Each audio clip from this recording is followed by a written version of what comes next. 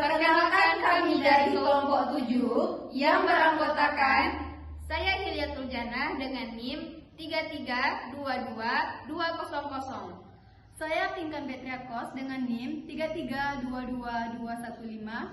Saya Surinder Haliza dengan NIM 3322202.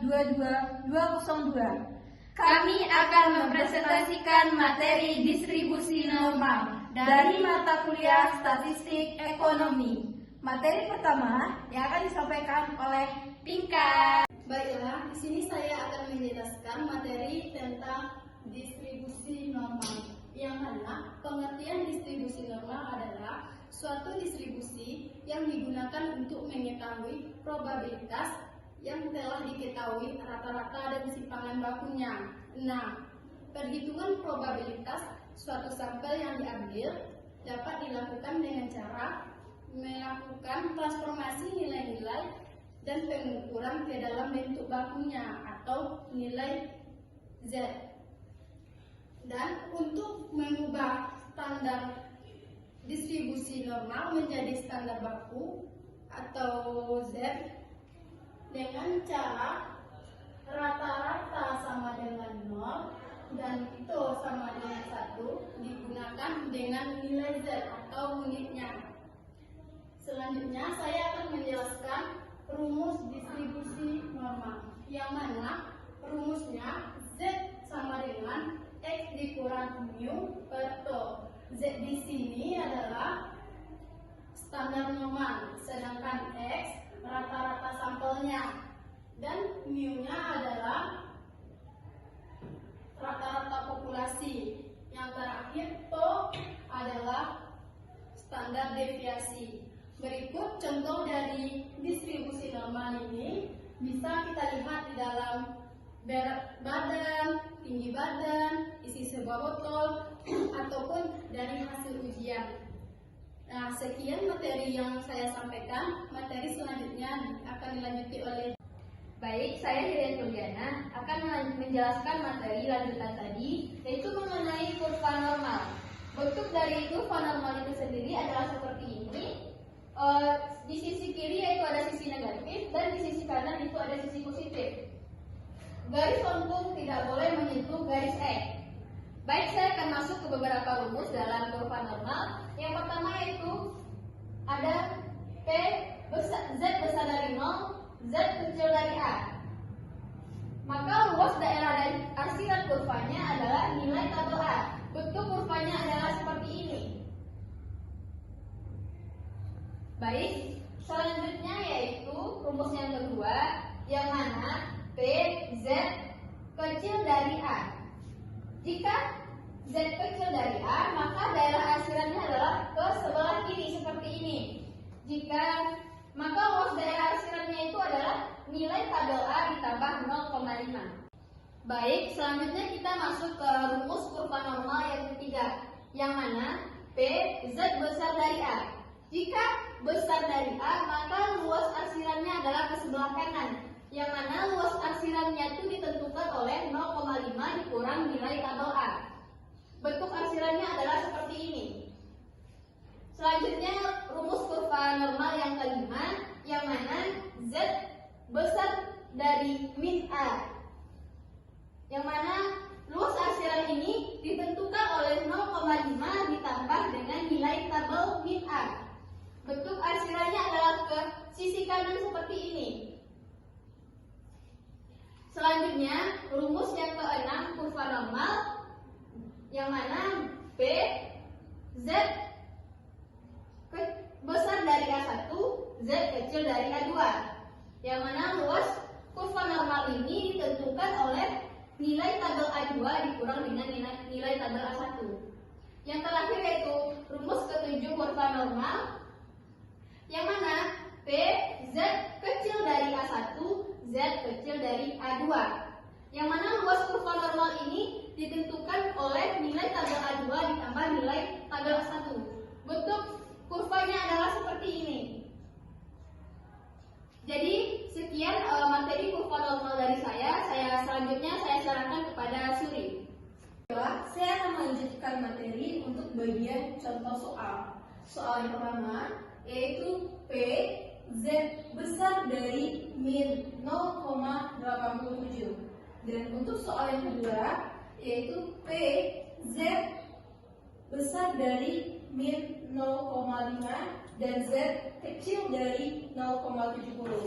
Langsung saja kita kepada penyelesaian dari dua soal tersebut. Untuk soal yang pertama, yaitu Z besar dari min 0,87.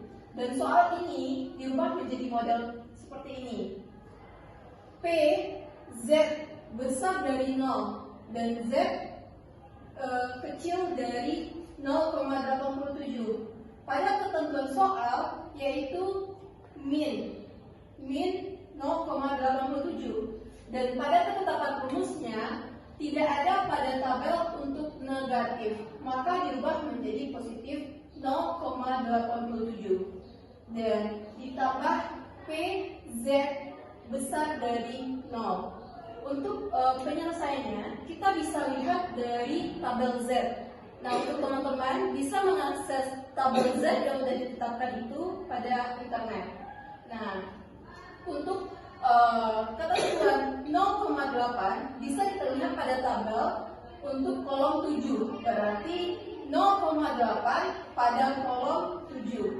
Maka itu angkanya adalah 0,3079.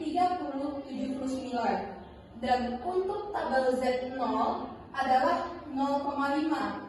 Untuk menyeimbangkan antara penjumlahan kanan dan kiri, maka ditambahkanlah 3 buah 0 untuk menyesuaikan angka di belakang koma. Maka penjumlahan dari angka tersebut adalah 0,8079. Dan untuk penyelesaian soal yang nomor 2, kita bikinkan dulu kurva normalnya. Kurva normalnya 0,5 di bagian kiri karena negatif. Negatif itu berarti apa? Kecil. Dan untuk angka 0,70 itu berada di sebelah kanan. Penyelesaiannya adalah untuk soal P min 0,5 kecil dari Z dan Z kecil dari 0,70. Itu dirubah menjadi model seperti ini. Nah, perlu diingat lagi, pada ketentuan tabel Z itu tidak ada negatif, maka dirubah pada model positif 0,5. Jadi P Z besar dari 0 dan Z kecil dari 0,5 ditambah P Z besar dari 0 dan Z kecil dari 0,70.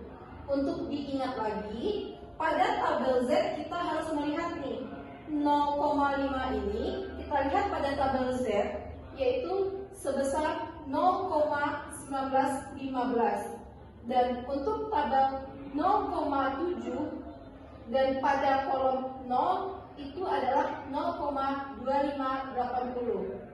Maka penjumlahan dari angka tersebut adalah 0,4495. Nah, kita lanjut pada contoh soal yang nomor 3, yaitu PZ besar dari 1,31 dan Z kecil dari 2,13. Ketentuannya adalah 1,31 adalah A1 dan 2,13 adalah A2. Untuk penggambaran dalam kurvanya adalah seperti ini ya. Ini adalah garis 0 dan 1,31 adalah A1, yaitu di bagian yang besar atau positif, maka letaknya ada di sini 1,31 dan 2,13 yaitu A2 yang berada di sini. Nah, untuk penyelesaiannya kita langsung saja pada perubahan bentuk model, yaitu PZ besar dari 0 dan Z kecil dari 1,31 kurang PZ besar dari 0 dan Z kecil dari 2,13. Nah, kenapa untuk penyelesaian ini kita menggunakan pengurangan? Karena kita adalah pada rumus A1 dan A2. rumus A1 dan A2 adalah A2 kurang A1. Contoh soal yang nomor 3, yaitu PZ besar dari 1,31 dan Z kecil dari 2,13. Ketentuannya adalah 1,31 adalah A1 dan 2,13 adalah A2. Untuk penggambaran dalam kurvanya adalah seperti ini ya. Ini adalah garis 0 dan 1,31 adalah A1, yaitu di bagian yang besar atau positif, maka letaknya ada di sini 1,31 dan 2,13 yaitu A2 yang berada di sini. Nah, langsung saja kita pada penyelesaiannya, yaitu merubah bentuk model dari PZ besar dari 1,31 dan Z kecil dari 2,13. Perubahan bentuk modelnya adalah PZ besar dari 0 dan Z kecil dari 1,31. Nah, dikurang PZ besar dari 0 dan Z kecil dari 2,13. Kenapa pada penyelesaian ini kita menggunakan pengurangan? Karena pada soalnya itu adalah A1 dan A2. Rumus dari A1 dan A2 adalah A2 dikurang A1. Maka pada tabel Z 1,31 adalah 0,4834 dikurang 0,4049 dan jumlahnya adalah 0,0785. Nah, untuk contoh yang terakhir, soal nomor 4 adalah PZ besar dari min 0,42 dan Z kecil dari 0,62. Nah, bisa kita lihat untuk kurvanya, yaitu min 0,42 yaitu berada di sebelah kiri 0 dan 0,62 yaitu berada di sebelah kanan. Langsung saja kita pada penyelesaian soalnya kita ubah menjadi bentuk model untuk P sama dengan Z besar dari 0 dan Z kecil dari 0,42.